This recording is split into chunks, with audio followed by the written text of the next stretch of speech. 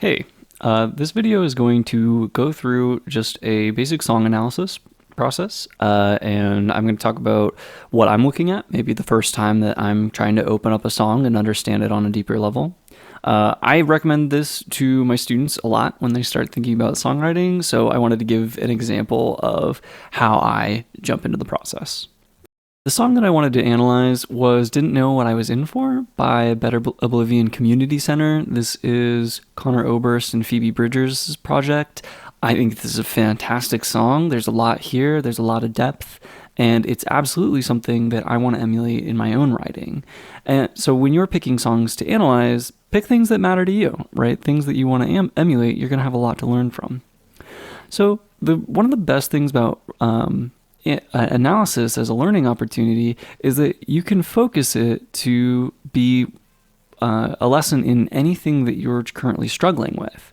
So if you're looking at rhyme scheme, you can go ahead and say, well, how do they handle rhyme scheme in here? We can look at this. This is actually a really interesting example. This first verse actually has some strange rhyme. So if we look at it, the end of our lines are camera, myself, water, and help. The way they phrase it, this is really one line, but I know my formatting's a little weird. So that doesn't have a super obvious rhyme scheme, and so what we can actually say is that this is actually an example of internal rhyme, right? Here we have the ELs giving us some cohesiveness between myself and help, and water and camera both have these internal A sounds, right? And so those internal rhymes can help make a verse feel complete. So this already is a lesson that in a storytelling song where you have some great content, you don't need to make huge sacrifices to force everything into a perfect rhyme scheme. If the image is strong and you can work out a slant rhyme or an internal rhyme, it'll still work out. Afterwards, it goes to something that's more conventional, right? We have pool and cruel, summer, other, and so they kind of balance between these throughout the song, right? Using some loose A-B rhyme scheme, okay? Say we're struggling with song structure. Well, we can go through this and just analyze their song structure and experiment with it in our own songs. This is a verse, chorus.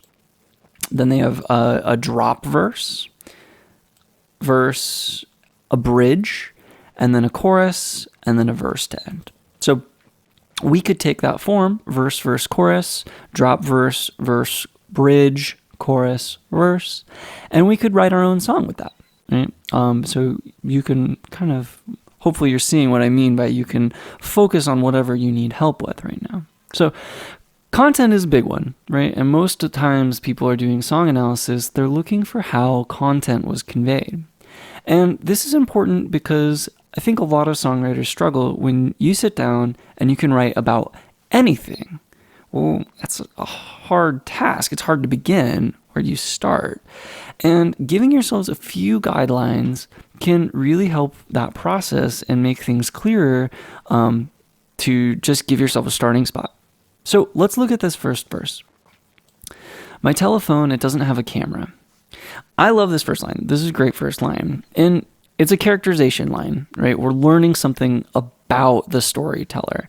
And the great thing about this line is this could go in a lot of different ways. You know, I think most of us read this and we would think my telephone does have a camera. So why doesn't theirs, right?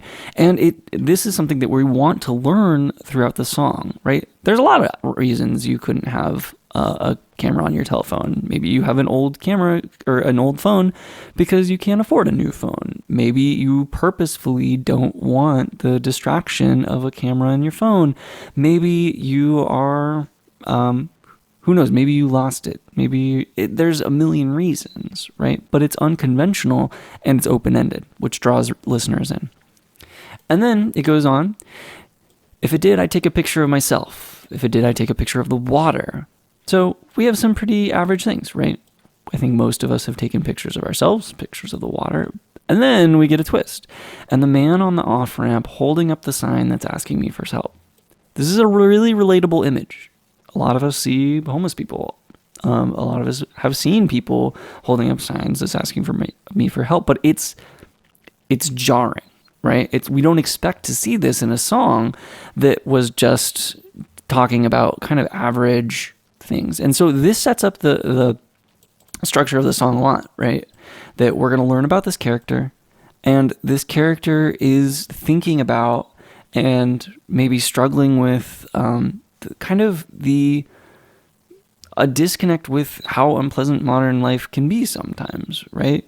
We're living in a world where people carry phones that have cameras in them, and there's people that are begging, and this juxtaposition is carried on throughout.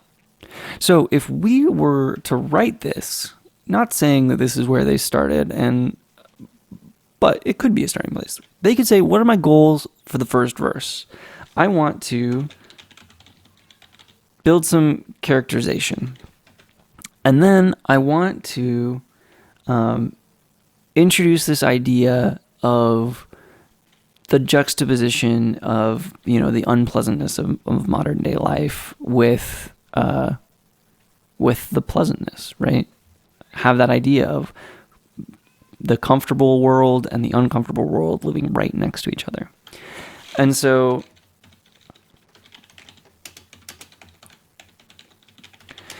whatever it is, you can give yourself a few guidelines and say, if I was sitting down to write and I said, you can write about anything.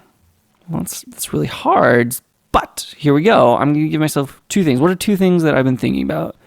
I don't know. Maybe I've been noticing homeless people, and it's making, me reconsider some of my own life choices. Well, cool. Okay, I'm going to write about that. And then I got to think, well, it's going to come from a point of a character, and I want a setting because I want to do this in the form of a storytelling song. Okay, well, I need to establish a character. And having just these 2 points of reference to begin is going to be an easier place to start writing a song than from nothing. We're going to start building an outline for how we want our song to go. And that can just be in verse 1, establish a character and an issue. And then verse 2, we're going to develop that. The chorus might be feelings about that. And then, you can lay out a skeletal structure of your song with just these kind of phrases, these short phrases, short ideas, which is going to make the writing process much, much easier. But one of the things you can do in analysis is try to reverse engineer that from songs that are really fantastic. And so we'll go through the next verse and see that trend continue, right? I got a job and I'll work here for the summer. I fold the towels and I set them by the pool. Everyone looks so happy with each other till they step away and say the thing they really meant that always sounds so cruel. So this is doing the same thing, right? We're getting a setting. It's summer. We're by a pool, right?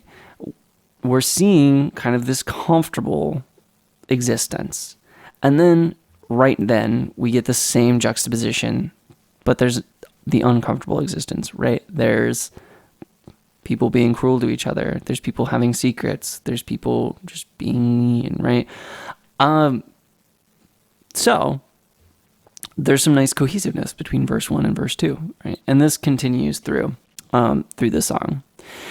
So when you're doing analysis, there's really not a wrong way to do it. But the idea is that we're going to open up a song, we're going to take notes, we're going to look at what they're doing, maybe what they're not doing, and we're going to try to take lessons that we can use in our own songwriting. So I hope this helped you. I hope this maybe inspired you to open up some of your favorite songs and try to figure out if you can summarize it, if you can break it down a little bit more, and maybe take some of those ideas into your own writing. Cool. All right, well, thanks for watching.